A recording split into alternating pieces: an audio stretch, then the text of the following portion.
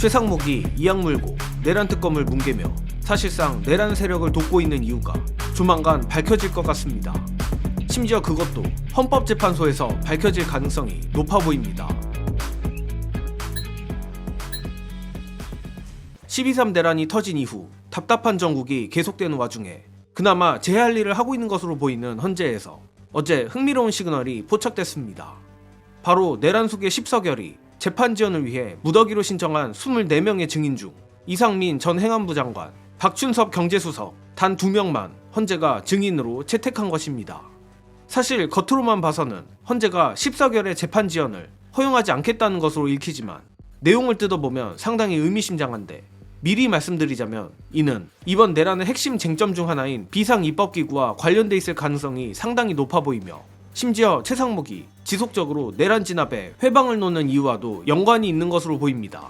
관련하여 언론인들 가운데 가장 먼저 이 지점을 캐치한 홍사훈 기자의 해설, 영상으로 보시고 오겠습니다. 최상목 대행이 저 문건을 보지도 않았다, 또 누구한테서 저걸 받았는지 기억도 못하겠다, 감춰주려는 것 같거든요. 그 문건을 준 사람이 아마도 문건을 작성한 사람일 것 같아요. 그럼 누구겠느냐? 그 힌트가 어제 나왔는데, 어제 왜 헌재에서 그 윤석열 측에서 증인들을 갖다 무더기로 한 24명 신청을 했잖아요. 네. 그중에서 딱 2명 증인으로 채택을 했습니다. 그중에 한 명이 이상민 행안부 장관이고 또 한 사람이 박춘섭 대통령실 경제수석입니다. 저는 저거 보고 박춘섭이네, 여태까지 박춘섭 경제수석이 저기 헌재에서도 이걸 매우 중요한 거라고 생각을 하니까 증인 24명 중에서 한덕수도 뺐어, 최상목도 심지어는 뺐어. 왜냐? 국가 비상입법기구란 저 최상목 문건이 매우 중요한 빼박 증거라는 걸 헌재에서도 지금 판단하고 있는 거잖아요. 헌재는 지금 저런 생각을 해낼 사람이 저 사람이라고 생각하는 거죠, 솔직히. 그렇죠. 안 그러면 박준섭이라고 하는 사람이 사실 그동안 등장한 적이 없었었는데. 없죠. 왜 24명 중에 2명이 그러니까. 왜 박준섭이겠어요? 그게 되게 중요한 거네요. 헌재 재판관들의 판단이나 방향성을 알 수 있는 내용이잖아요. 이걸 내가 지금 오, 진짜 훌륭하다.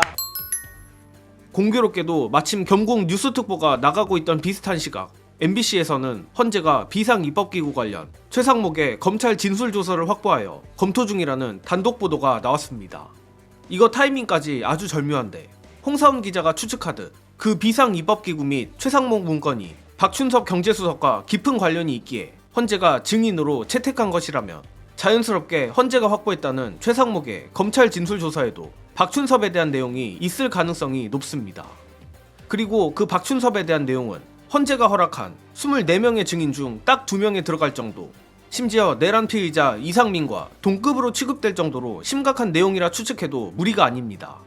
물론 내란 미꾸라지 최상목의 검찰 진술조서인 만큼 최상목 본인에 대한 혐의는 쏙 빠져있을 가능성이 높습니다만, 만약 헌재 탄핵 심판에서 새로운 무언가가 터져 박춘섭에 대한 수사가 시작된다면 박춘섭이 입을 어떻게 놀리느냐에 따라 최상목도 내란 중요임무 종사 혐의를 피하기 어려울 수도 있는데, 이 부분 관련해서도 영상 보시고 이어가겠습니다. 근데 아까 그 최상목 문건의 내용만 보면 국회에 대한 자금을 완전 차단하라고 돼 있잖아요. 예. 저게 연동돼 있는 거 아닙니까? 예, 예. 국회에 대한 자금을 차단해서 못 움직이게 만들고 그 다음에 비상입법기구를 만든다는 거잖아요. 그러니까 국회 기능 무력화, 국회를 대체할 만한 기구 만든다. 이게 해석이 제대로 되는 거죠. 저는 김용현 제가 폄하하는 게 아니고 그 사람이 쓸 만한 문건이 아니야. 저 딱 제 문장이긴 하지만은 그 사람이 쓸 만한 내용이 아닙니다. 그러면 저런 거를 저 사람이 쓰는데 최상목은 전혀 모르고 있다가 나중에 대통령이 쪽지를 보고서 알았다는 거예요? 차관한테 넘긴 다음에? 그러니까 말이 안 되는 거잖아요. 오히려 저런 거를 하려면 최상목하고 미리 상의를 해야지. 박준섭이 혼자 자기가 어떻게 저걸 만들어요? 상의했겠죠. 그렇죠. 그러니까 최상목 씨는 지금 이렇게 되면 점점 이 수렁에 빠져들어가는 거지. 그러니까 누구한테 전달을 받았는지 밝히질 못하는 거예요. 물론 이것도 추정입니다. 전달 받았는지가 아니라 자기가 만들었을 가능성도 있어요, 사실은. 최상목 씨가 이거를 그림을 그렸을 수도 있어요, 저 상태가 되면.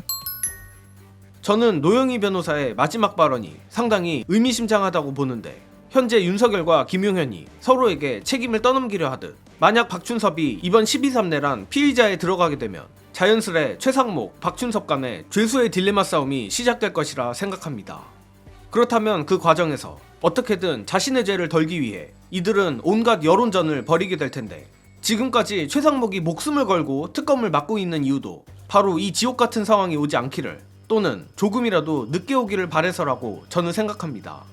안 그래도 오늘 헌재에서 마은혁 재판관 미임명 권한쟁의 관련해 최상목 측이 헌법재판관들에게 그야말로 개털리기까지 했는데, 앞서 말했듯 헌재가 최상목의 검찰 진술조사에서 무엇을 본 것인지는 모르겠지만 박춘섭이 됐든 마흥혁 임명권이 됐든 공화국의 마지막 보루인 헌재라도 최상목을 최대한 압박해주기를 간절히 바랍니다.